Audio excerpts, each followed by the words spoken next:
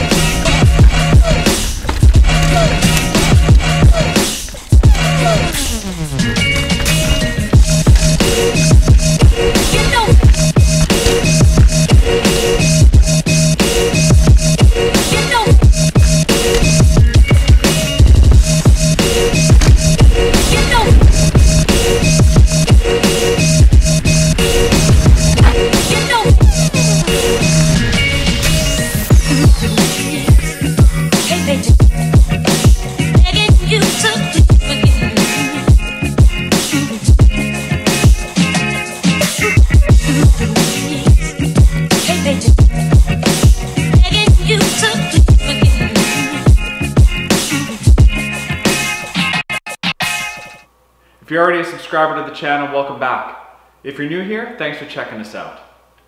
I picked up the Pivot Firebird 29 from Trail Bicycles in Courtenay, BC. I went up to Cumberland here in mid-Vancouver Island to put this thing through the paces.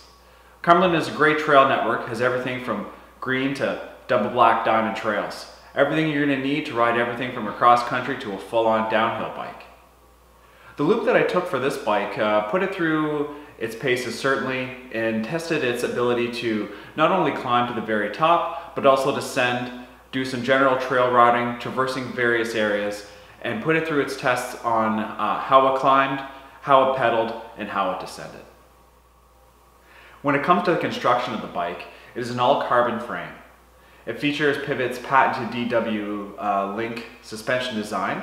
It is their take on a traditional 4-bar or a short dual link suspension as they call it. The bike that I rode was a large size frame. Pivot website puts me right in that zone for the large, anywhere from 6 foot to 6'3". At a 6'2" with a 33.5, 34-inch inseam, the fit was really nice. The reach on the bike, right around 475 mils, gave me lots of room to move around the cockpit of the bike.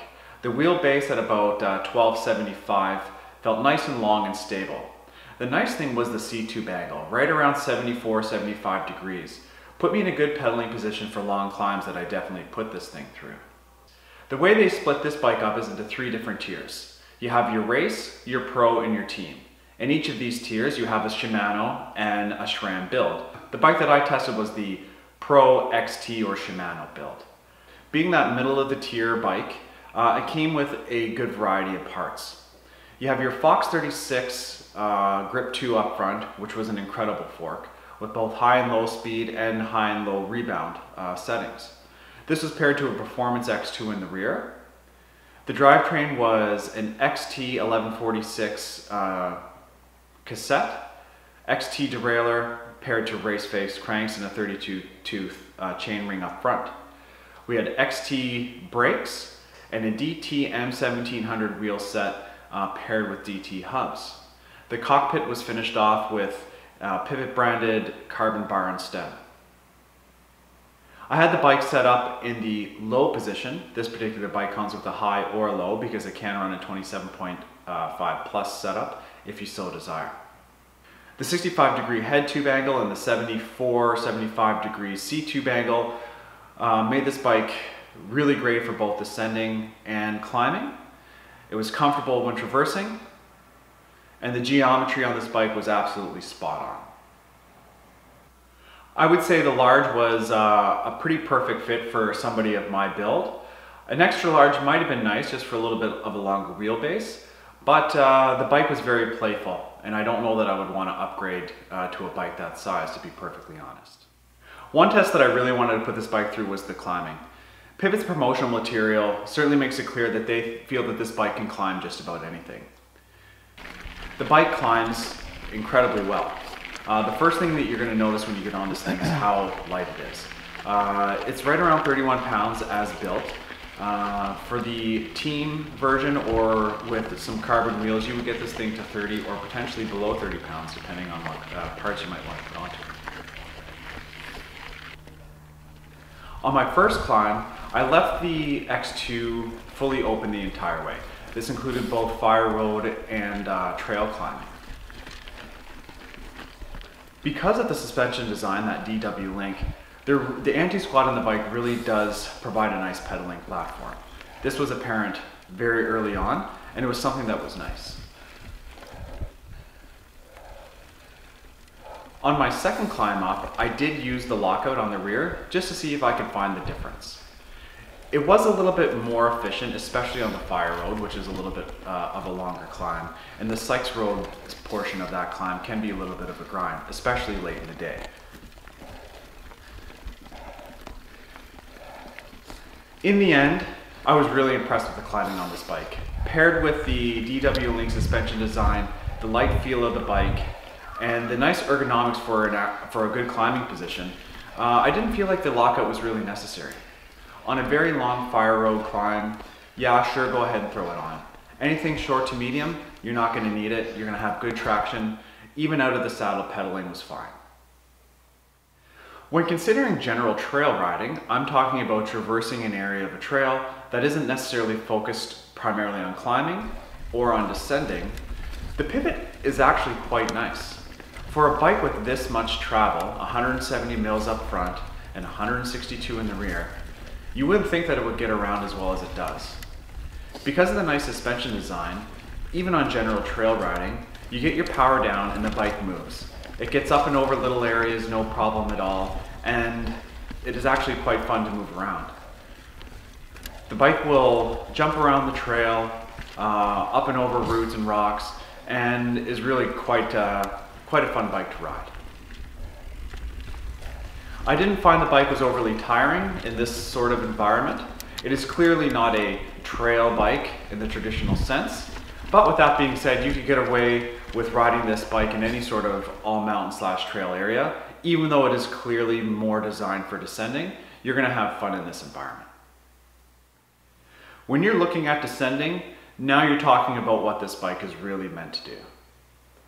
On my very first descent, one thing became very clear. This bike is a load of fun to go downhill. Because the bike is so light, it moves around so well. Unlike my personal bike, a Yeti SB 5.5, which is very planted and secure feeling, the Pivot Firebird 29 popped and jumped all over the trail. And I'm not saying this in a bad way, it's just different. It was a load of fun. It took me a little bit to get used to how quickly the bike moved around the trail and how maneuverable it was. I found the bike popping off little rocks, coming out of turns really fast. I was a little bit surprised given the 29-inch wheels. It was a similar feeling that I had on a Nomad that I rode not all that long ago on smaller 27.5 wheels. No matter what trail I rode, this bike was more than capable. It has loads of travel. Because of that, it inspires a lot of confidence when going downhill. The 65-degree head tube angle, riding the bike in a low setting, put me in a nice descending position. It just ate up everything that I encountered. My only real regret is that I didn't take it down more technical or more gnarly trails. It would be interesting to try this bike at a bike park at Mount Washington or at Whistler, or even at Forbidden Plateau up in Comox. This is a bike that begs you to go down some ridiculous lines. In the end, this bike is designed for descending, and it is a ton of fun when going downhill. You gotta try it out for yourself. When looking at other bikes in this category, you might ask yourself, where does the Firebird 29 stack up? Well, here in Canadian dollars, you're gonna be looking somewhere around $8,000. This is a pretty good part spec for that amount of money. It's certainly not the cheapest bike that you can get with a similar part spec, and it's certainly not the most expensive.